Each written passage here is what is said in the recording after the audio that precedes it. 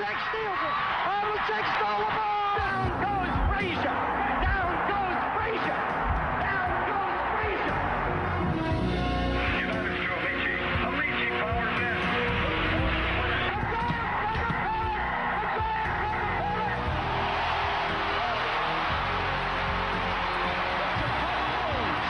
Won their 6th NBA championship. Gibson, swing.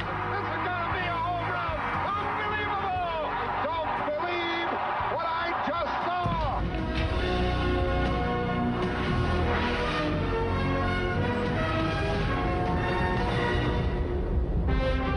He was light entertainment, a kind of happy song and dance man, a crowd-pleasing minstrel in whiteface.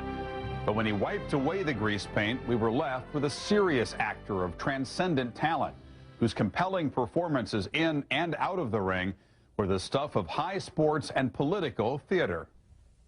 Ladies and gentlemen, this is Cassius Marcellus Clay. He's young, he's handsome. They know it. He's a poet, a prophet, and many people believe he'll be the next heavyweight champion of the world.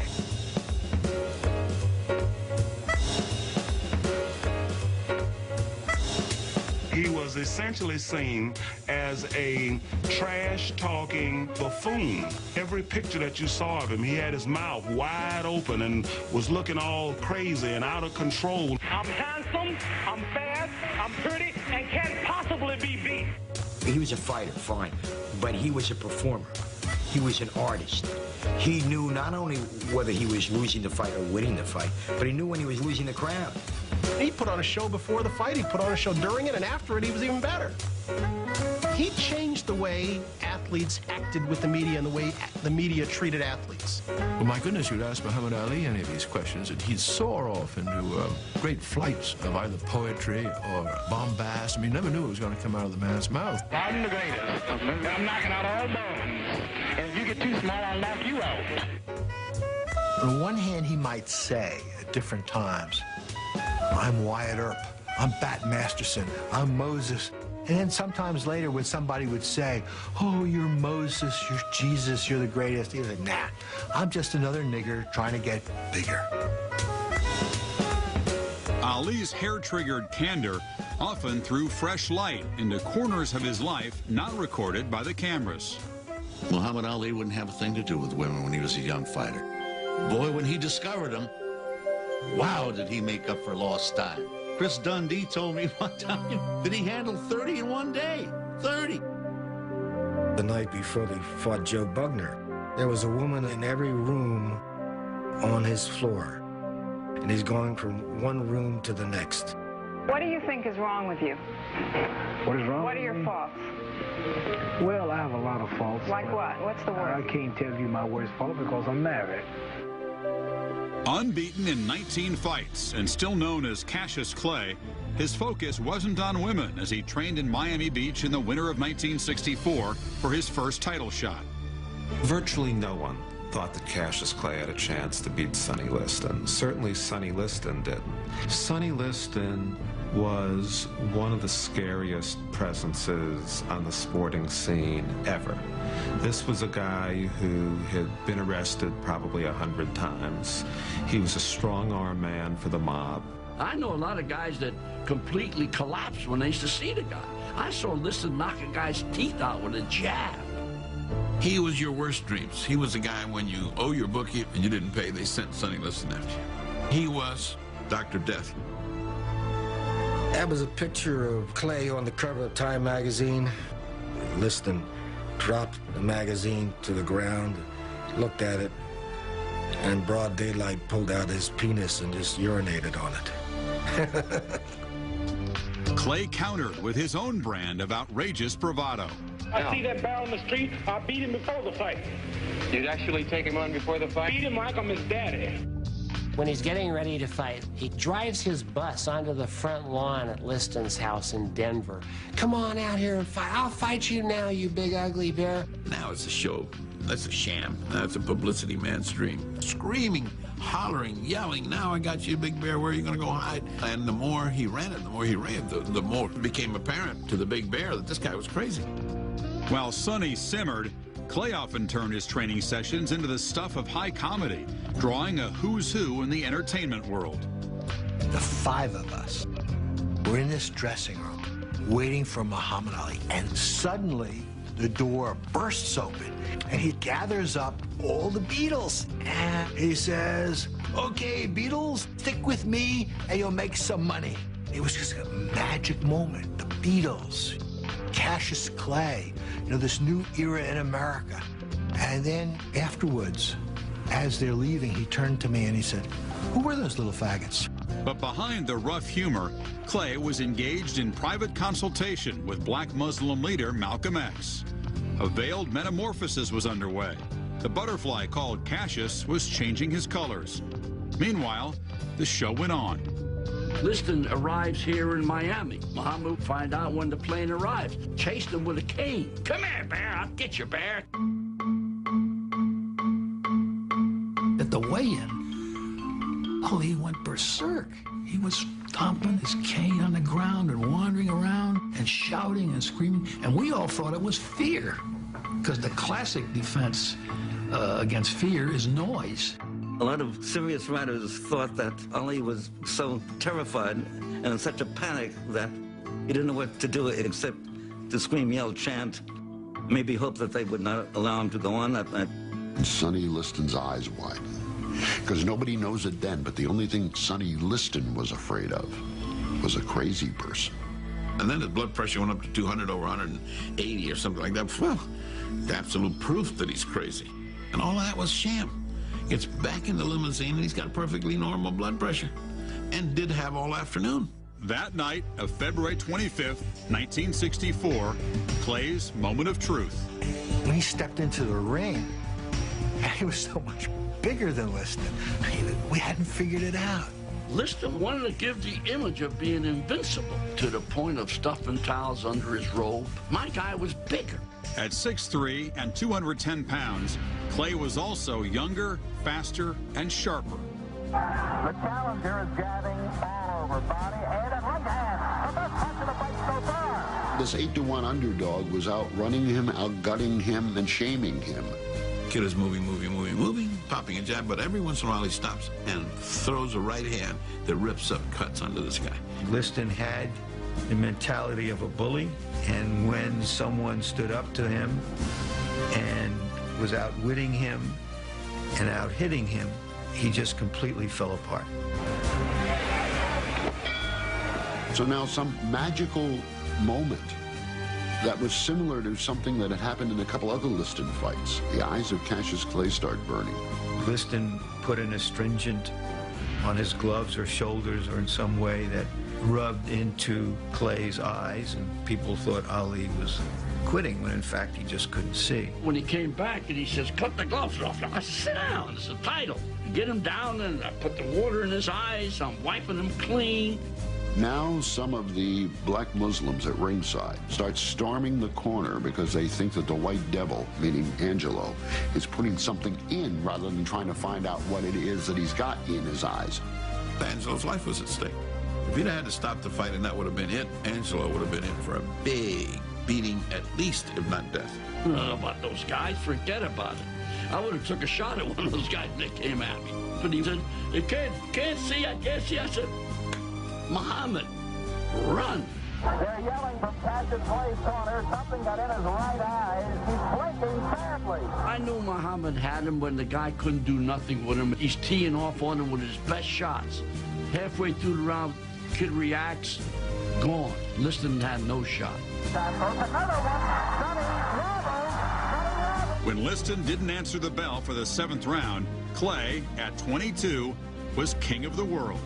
You don't give up the heavyweight championship of the world, the single most valuable prize in all of sports, because your shoulder hurts. He quit. I took up the world! I took up the world! I took up the world! I took up the world! The next morning, Clay split America in two, following Malcolm X by confirming his membership in the Nation of Islam. Malcolm X was a magnetic personality. Malcolm X had welcomed him in. He's an Orthodox Muslim who prays 5 times a day, who reads scripture, who reads the Quran, and it was the beginning of the confusion about him. Elijah Muhammad gave him the name of Muhammad Ali. He was probably one of the most hated men in America. He joined a cult that had been presented to most white Americans as racist, a hate group. These guys look very sinister with their bow ties and their grim faces and calling white people devils. But this just seemed nuts to people. I mean, this just seemed absolutely crazy. All of a sudden, the heavyweight champion of the world is preaching what most people think of as a doctrine of hate. Muhammad Ali actually said that any black man involved with any white woman should be killed. And somebody said to him, well, that sounds like the lynchings in the South. He said, right. People were repelled, shocked. He went from being that witty, great, likable young guy, Cassius Clay, to being something that they simply couldn't cope with. But then there was the split between Elijah Muhammad and Malcolm X. Now Muhammad Ali had to choose between the two, and he chose the leader of the sect. In a way, he had no real choice. Malcolm X was the outcast. Ali was, I think, scared, too. He's a very young guy. He's 23 years old. Does this split disturb you that has been reported? No, what Malcolm X does is his business. He's one man. Your leader is Elijah Muhammad. Yes, sir. You could say that he betrayed Malcolm X, put all his faith and marbles in Elijah Muhammad. Ali was no fool. Ali knew very well that the nation had ways of dealing with its enemies. Malcolm X had crossed the line. He had gotten into a dispute with Elijah Muhammad. You don't do that. Malcolm X was under death threats. Malcolm X was killed by the Nation of Islam. This was serious business. Hardened by the reception much of America gave to his new name and religion, Ali proceeded to establish his new identity in the ring, where infidels were publicly punished. He did it with Floyd Patterson and Ernie Terrell, both of whom refused to call him Muhammad Ali. They insisted on calling him Cassius Clay, and he just humiliated them and brutalized them in the ring. It was not a pretty thing to watch. He says, why do you call me Clay and everybody else call me Muhammad Ali? You just an old Uncle Tom. He popped Patterson with a jab and would say, what's my name? Pow! What's my name? Pow! And then he refused to knock him out so he could beat him up more. He wanted to beat them up bad. Muhammad Ali is one of the great self-created characters in American history. And I think you have to recognize that some things that you might not like were part of that self-creation. To cast Muhammad Ali as a plaster saint is really absurd and doesn't give the true texture of the story.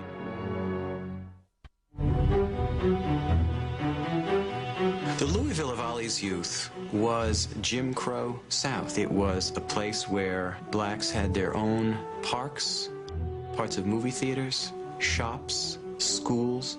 Life was divided utterly, and African Americans were eliminated from whole realms of life. This was his bruise, his hurt, that informed so much of what came after. I remember Mrs. Clay telling me once that when Cassius was 4 or 5 years old, they went into a Woolworths and he was thirsty and he wanted a drink of water, and he couldn't have one. And there was really no reason to believe that he would have a life that would differentiate himself from millions of other young black men in the South at that time. Born in 1942, the older of two brothers, Cassius Clay Jr. grew up in the working-class West End of Louisville in a two-bedroom house at 3302 Grand Avenue.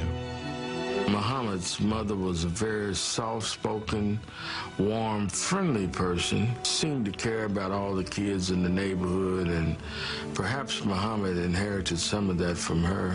Odessa was a very, very sweet lady. She was real nice. She took care of those boys, and she was real proud of those boys. She was a housewife. I don't remember her going out working. Her husband, Cassius Sr., he was a sign painter, and he'd go around to different churches and paint signs. When he wasn't painting signs, Cassius Clay Sr. often cruised Louisville's black saloons with an eye out for diversion. Muhammad Ali's dad was this chesty, outgoing, alcoholic, spent most of his married life chasing women. He was a drunk, and he was a mean drunk. He was arrested a lot of times for disorderly assault.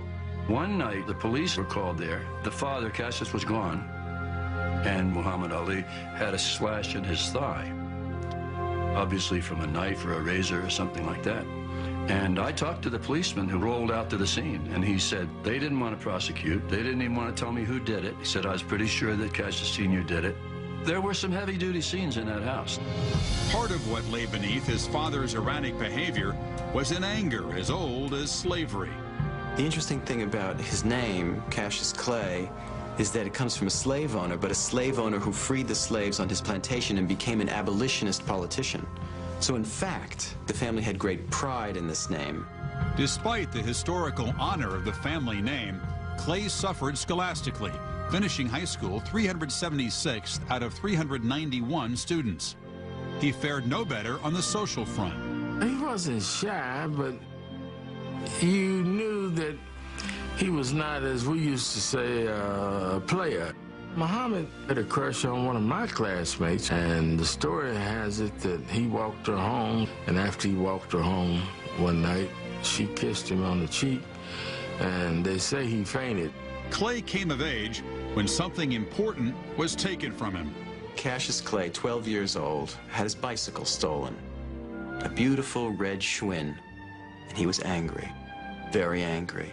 And he started yelling and screaming how he was going to whoop the next kid he saw that had a red Schwinn and it might be his and da-da-da-da-da. And he wandered into a boxing gym. Cassius comes rocketing down the stairs. Somebody stole my bike, and I'm going to kill him when I get him. I'm going to fight him. And Joe Martin said, wait a minute. You want to fight? Yeah, I want to fight. And Joe Martin took him under his wing. That was it. 6 years later in Rome, Clay won the Olympic light heavyweight championship. Radiating a new, fun-loving, fresh-faced persona in 1960, he seduced millions and even pursued the elegant Wilma Rudolph. But upon his arrival back in America, he was instantly recast as a second-class citizen. He was very dissatisfied that, you come all the way back home, you couldn't eat at the lunch counters, you couldn't go to the movies, a lot of places you couldn't even go to the bathroom. And if you did want something to eat, you had to get it to go. Cassius Clay had a gold medal around his neck, and he goes into a luncheonette for a bowl of soup, and he's refused service. And somebody behind the counter says, do you know who that is? He's the hometown boy. He just won a gold medal. He said, I don't care who he is. Get him out of here. 3.5 years later, Ali gained only a measure of respect by beating heavyweight champ Sonny Liston in Miami. But on May 25, 1965, in Lewiston, Maine, Ali was acknowledged as the rightful champion of the world when he dispatched Liston in the first round. Second time, the cloak of invincibility was taken away from him. He was not the tough guy no more. Muhammad was his master. Muhammad was the guy that was going to kick his butt, and he did it again. While most of the fight community grudgingly accepted Ali as a new kind of champion with size, speed, and agility, a significant few remained skeptical of the ease with which he won the rematch. With Liston's ties to the mob, he was suspected of having taken a dive from a right hand that would come to be known as the Phantom Punch. All this time, Ali's standing over him, and those are the famous photographs where he's saying, get up, you bum, nobody will believe this. Get up and fight. Years later in the Las Vegas casino, I asked Liston, did you go into the tank for that? He said, no. He said, man, that guy was crazy. He said, I didn't want anything to do with him. There was rumors that the Muslims were coming up and they're going to kill Liston. Who needed that? He said, so I get hit with a little light punch and I went down. I wasn't hit. He said, I just didn't want any part of it.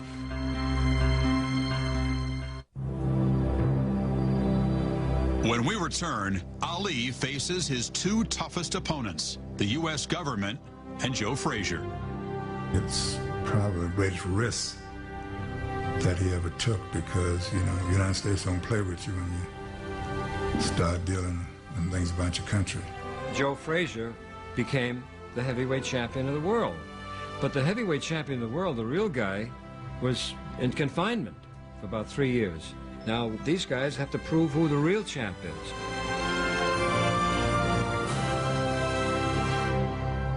Ask not what America will do for you, but what together we can do for the freedom of man. I have today ordered to Vietnam the Air Mobile Division. Additional forces will be needed later, and they will be sent as requested. Mr. Muhammad Ali has just refused to be inducted into the United States Armed Forces. You said you were the people's champion? Yes, sir. Do you think that you're acting like a people's champion? Yes, sir. When he said, I ain't got nothing against them Viet Cong, they ain't never called me nigger. He meant that, and he meant that sincerely. I will not go 10,000 miles to help murder another poor people simply to continue the domination of white slave masters over the darker people of the earth. It is a war that he considers unjust, and his conscience will not allow him to do it. Now, certainly, I would endorse that, I would justify his action, and I would give him my strongest support in his doing it. There is a substantial segment of society that cheered. There was an equally substantial segment that thought that Ali was not only wrong, but engaged in what amounted to treason. I don't think the society had any respect for a draft dodger. I don't think they had any respect for any person who shrunk from his duties as a citizen. This fellow they call Clay or Muhammad Ali, whatever he wants to call himself, is a disgrace to the nation. Maybe this boy has forgotten he's black. Let's remind him who's in charge here. What happens now to his title? He will doubtless be stripped of it by every state boxing commission in this country and by the World Boxing Association. In 1967, after 9 title defenses, Ali lost the first round of the biggest fight of his life.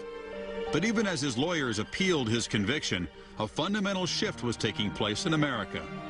Liberals were getting behind Ali. Anti-war protesters were getting behind Ali. He spoke for us. I'm a white, middle-class college kid, and that's exactly how I felt. It was almost as if there was this halo over him and people following willingly. He was the damn Pied Piper. He could be the hero of the anti-war people. He could be the hero of the black nationalist. He was fluid enough to accept the projections of every group's need without contradicting anyone. Ali had defied the patriotic precepts of the country by saying, I'm not going to participate in the war effort. He lost 3 years of his ability as a boxer. He lost 3 years of income. But once he had paid the price, even people who disagreed with Ali, even people who thought, this is a big blabbermouth, this guy's a lot of hot air, said, you know what, he paid the price. And anytime an American pays the price, other Americans say, that's my man. In 1971, the Supreme Court, in a unanimous decision, overturned Ali's conviction. Howard Cosell had been in Ali's corner throughout his ordeal. When I first put him on boxing, everybody said he doesn't know anything about boxing. Why would you put this guy in boxing? And then he became legendary. Every once in a while, history does us the favor of bringing together two people who separately make magic, but together they make double magic. Here was this loudmouth, brash, outspoken lawyer from Brooklyn who had been a Little League radio commentator, and here was Ali, who was this brash, outspoken heavyweight champion of the world whose title had been taken away, who had changed his name. Cosell is the first one to call him Muhammad Ali, tell his story, respect his Muslimism. These two guys who are the object of this intense dislike suddenly become this likable pair. I'm always confident I can whoop all of them. You're being extremely truculent. Whatever truculent mean, if that's good, I'm that. You can't divorce the two. He knew that this kid at the time was somebody special. This was somebody I'm going to cover, and I'm going to cover him hard, and I'm going to cover him over and over again, because he's got something special, and we're both going to go to the top together. I don't think he manipulated him, but whenever he could, he got an interview with him. And I think they both played off each other. They made a lot of news together, and I think they had a lot of fun together. In 1970, Ali's exile ended, and after a pair of tune-up fights, he met 26-0 Joe Frazier in March of the following year in Madison Square Garden. Ali looked at Frazier as the sellout. Guy had sold out to the white establishment, become champion when Ali couldn't fight. For Joe Frazier to be a champion, he's got to beat me. He branded Joe Frazier and Uncle Tom in a way that was very cruel. But it wasn't done by accident. It was done to gain a psychological advantage. For him to be viewed as a white, sucking Uncle Tom kind of guy was the greatest insult you could give a guy who was nothing but raging black. That was the setting for the first fight. And it was the most electrifying event that I've ever been at. The anticipation, two undefeated champions, two champions of the first rank, and Ali coming back to reclaim in many people's minds what was rightly his, but not against some patsy, against Joe Frazier. His feelings towards Ali in the ring that night were anything but cordial. I had one focus, the butterfly. Styles make fights, and there never were two more contrasting styles that would work to give you a great fight than Joe Frazier bobbing in, left hand at work, and Muhammad Ali pinpointing his punches to Frazier's head. Muhammad Ali, flat on his feet, how to fight. The young Muhammad Ali would have run circles around Joe Frazier, but it wasn't the young Ali who got in the ring with Joe. From the layoff, he lost an incredible amount of sharpness. He lost the quickness and the ability to avoid a punch. My kid blew the 11th round big. I don't know how the heck he stayed erect. He looked like a ballet dancer, like a pirouette. In the 15th round, Muhammad Ali went down from a bodacious left hook, his eyes spinning in his head. And he could have stayed there and been counted out, but he didn't. He got up and took some more beating. Muhammad Ali has never taken such a battering. The good news was he learned he could take a punch, and the bad news was he learned he could take a punch. He didn't feel that he was fighting only for himself. He felt that he was fighting for everybody who believed in him. March 8, 71, I cried my eyeballs out. Cried my eyeballs. Not just because he lost, but because he symbolized so much. It wasn't about sports. It was about wars, about race, it was about politics, it was about society, it was about generations. And the feeling was that if Ali lost, then we were wrong.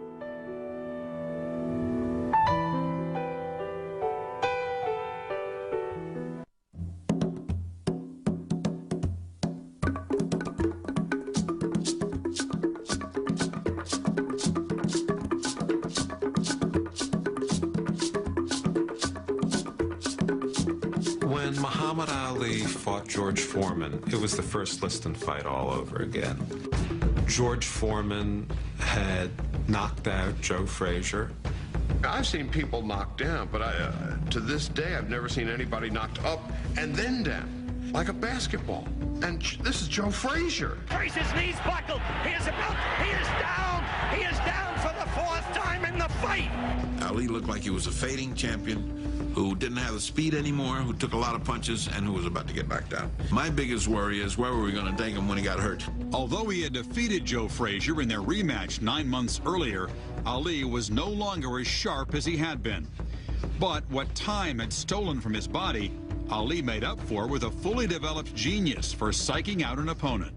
We were sitting with Jack Dempsey, and George walked in. George started staring at Ali, and Ali got up. He said, Sonny Liston is this when you're a little bitty boy.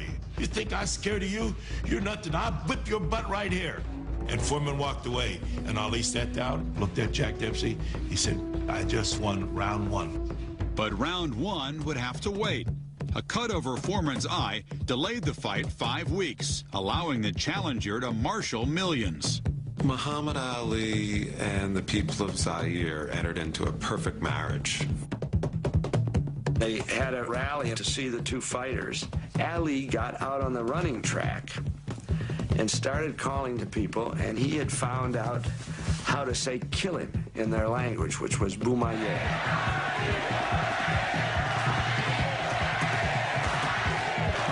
Muhammad got that Ali Boumaye chant going right from the get-go.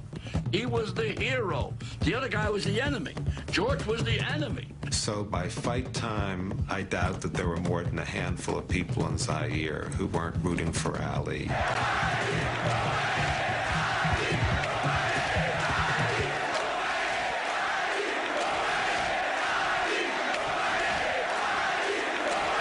First round, Ali goes out, he goes up on his toe, bang, hits him with that first shot.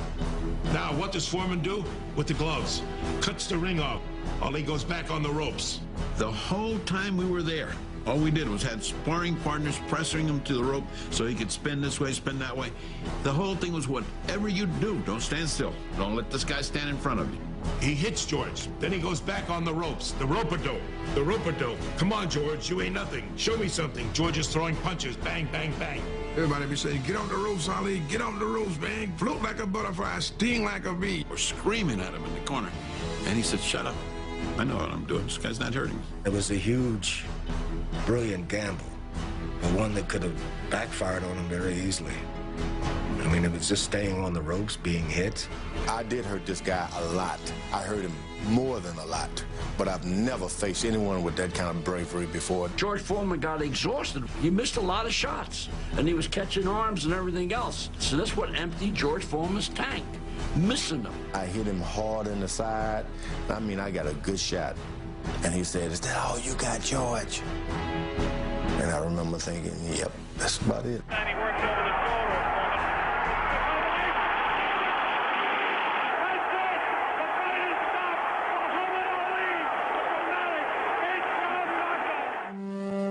And not more than 20 minutes after the fight was over, the monsoon hit. And it hit really hard. There was flickering of lightning along the horizon. We all went back in this entourage of cars to the hotels in Kinshasa. And all along the road were the Africans standing in the rain, leaping up and down and shouting, Allez, Boumaye, Boumaye, thousands and thousands and thousands. People started coming out, lining the roads just for a look at the Ali motorcade in the hope that maybe he would bless their children. We pull up to Ali's compound, and there is Ali, just a couple of hours after the greatest victory of his life, and he is sitting on the stoop to his bungalow with about 5 or 6 little kids, and he's doing some magic tricks with a rope.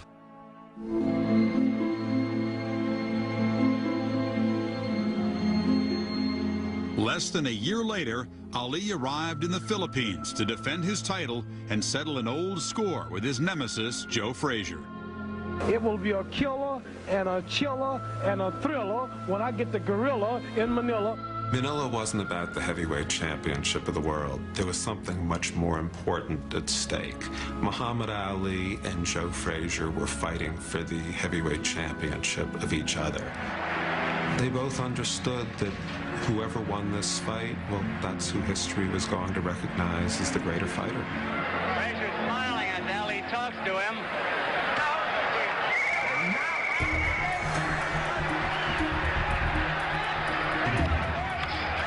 Really, it was a fight in 3 parts.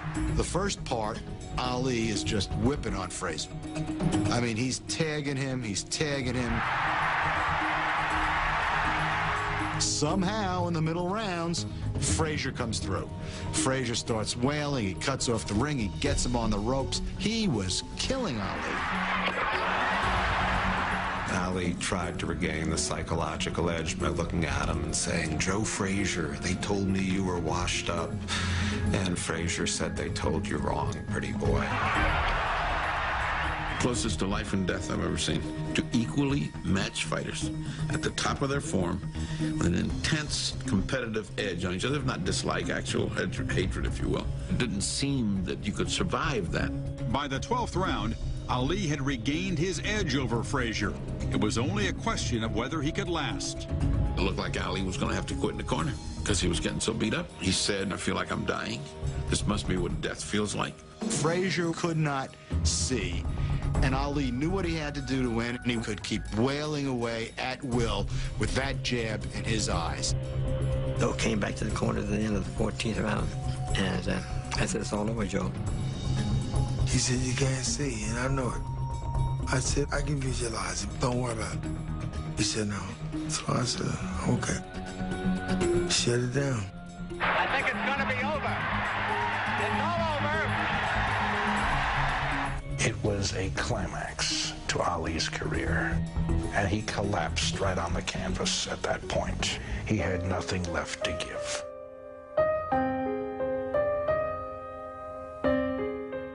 After that fight, I was up in his suite.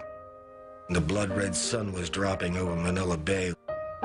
He took my hand and moved it across his forehead, and there was just a ridge of bumps. Terrible bumps, and he just said, why I do this?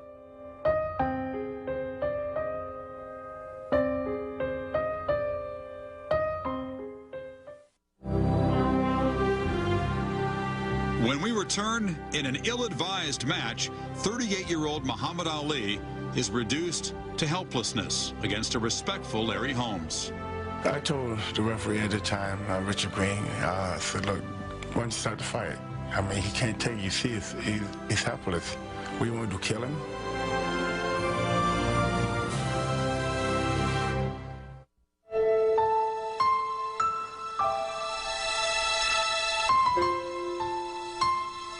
The only thing that makes Muhammad Ali like other fighters is the fact that he went on way too long. The people who really cared for him pleaded with him to quit after Manila, and instead he fought 5 more years. It was hubris, I guess, and he just couldn't push himself out of the limelight.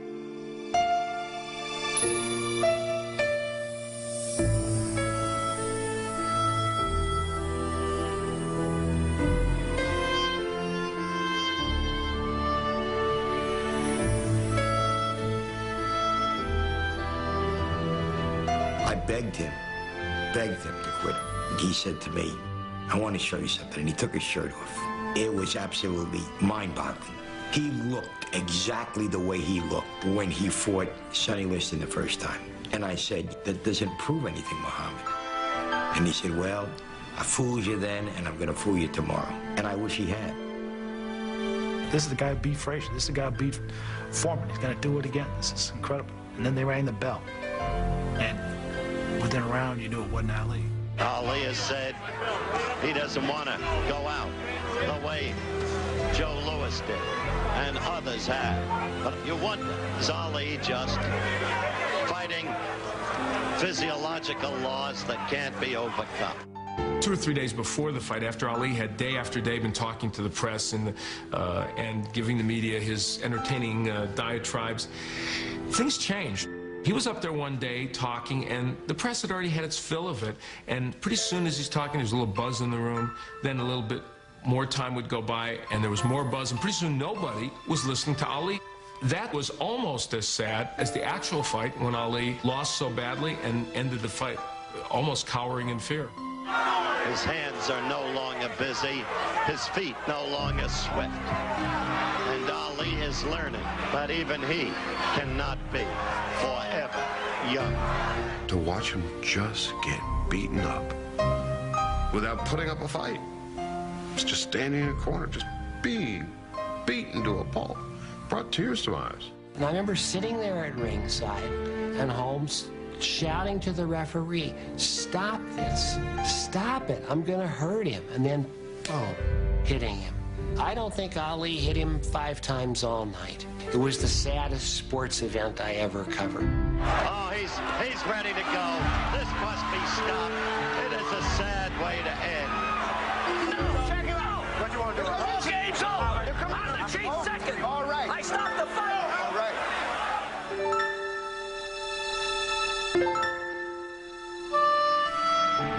In 1984, Muhammad Ali was diagnosed with Parkinson's disease. At 42, the greatest faced a future of diminishing physical ability. But over the decades, he soldiered on, displaying a level of grace and simple humanity that all the words and rhymes could not surpass. If you had told somebody in 1968 that in 1996 Muhammad Ali would be the most beloved individual on earth, and the mere sight of him holding an Olympic torch would bring people to tears, you'd won a lot of bets. You'd won a lot of bets.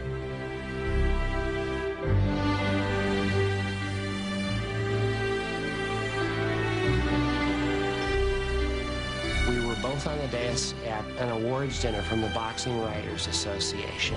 He took a glass and a felt tip pen and he traced around the glass so he had a circle, and then he drew in continents. And then he nudged me and he pointed at it and he said, "I used to be champion of all that." And then in the middle of everybody else's speeches, he fell asleep. He doesn't feel sorry for himself, and there's no reason for anybody else to feel sorry for him.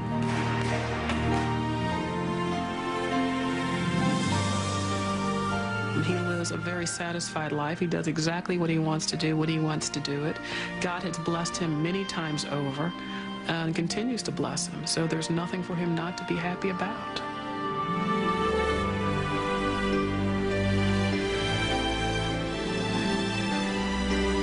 A little boy came to the camp to meet Ali. Ali looked at the boy. "Why do you wear a skull cap?" The boy said, "Ali, I got cancer. I have chemo. I lost all my hair." Ali hugged the boy, and Ali told the little boy, "I'm going to beat George Foreman, and you're going to beat cancer." 2 weeks later, Ali and I went down to see the boy. We heard he was in bad shape.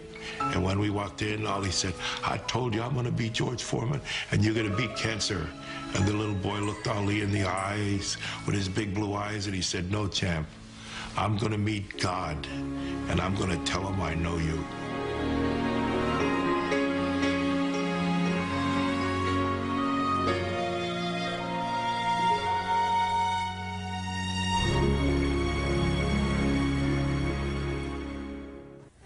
After the Holmes fight, Muhammad Ali lost to Trevor Berbick and retired with a 56-5 record. For 2 decades, Ali used his physical and mental brilliance to shake up the world. Now he's a captive of his own body, unable to move with range, unable to rap with flair.